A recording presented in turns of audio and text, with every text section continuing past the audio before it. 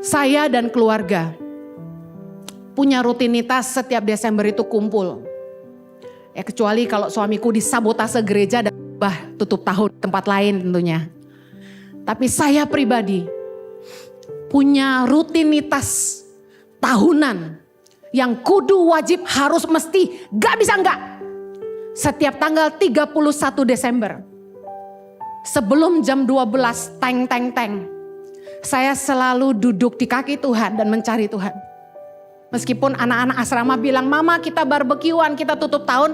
Boleh, tapi ikut mama doa dulu. Kami berdoa sungguh-sungguh cari Tuhan. Sejak saya injakan tanah saya kaki saya di Indonesia. Ini yang saya selalu lakukan.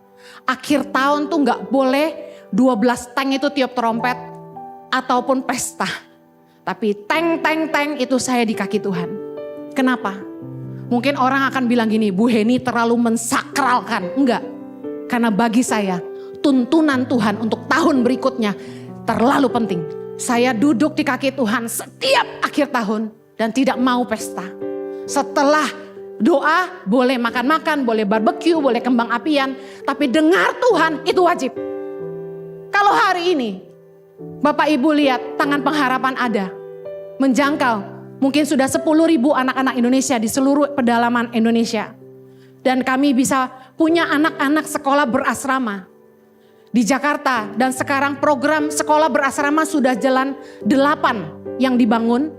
Dan masih progres yang ke-8 di Biak. Sumba juga on progress hampir selesai. Semua itu tidak didapat dari Bim Salabim, Alda Kadabra.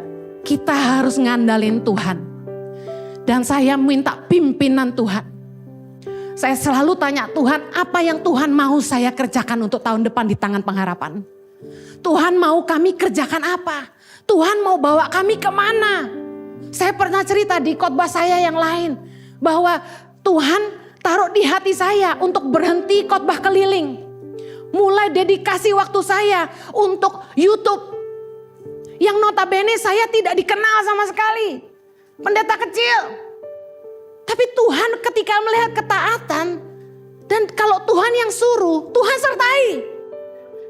Banyak orang yang bilang dia buat ini dan itu. Tapi dia struggling di situ. Maaf. Maksa buka restoran tapi sepi. Maksa buka gereja tapi setengah mati. Maksa buka bisnis gak rugi. Pernah ngalamin itu?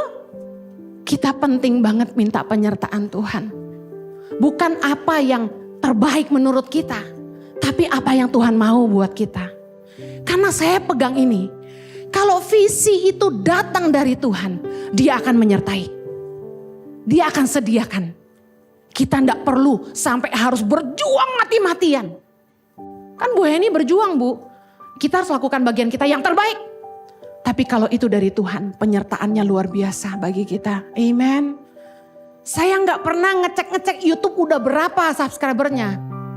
Yang ngecek suami saya. Dia yang pantau. Hen, ini luar biasa loh. Kok naik terus nih? Dalam sehari 1.000 nih. Dalam sehari 1.000. Terus saya karena gak ngerti saya tanya. Emang kalau sehari naik 1.000 itu gak biasa? Ya gak biasa lah dia bilang. Greget mereka sama saya. Kok sayanya nyantai aja. Tapi saya kasih tahu.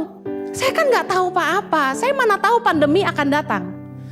Tapi in Oktober 2019 saya bulatkan tekad saya untuk bilang sama suami saya yang terganteng sedunia ini.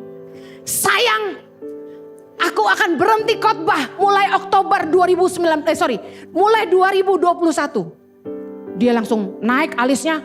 Kenapa? Kamu mau buat apa? Maksudnya dia udah pikir saya mau meninggalkan panggilan Tuhan gitu kan.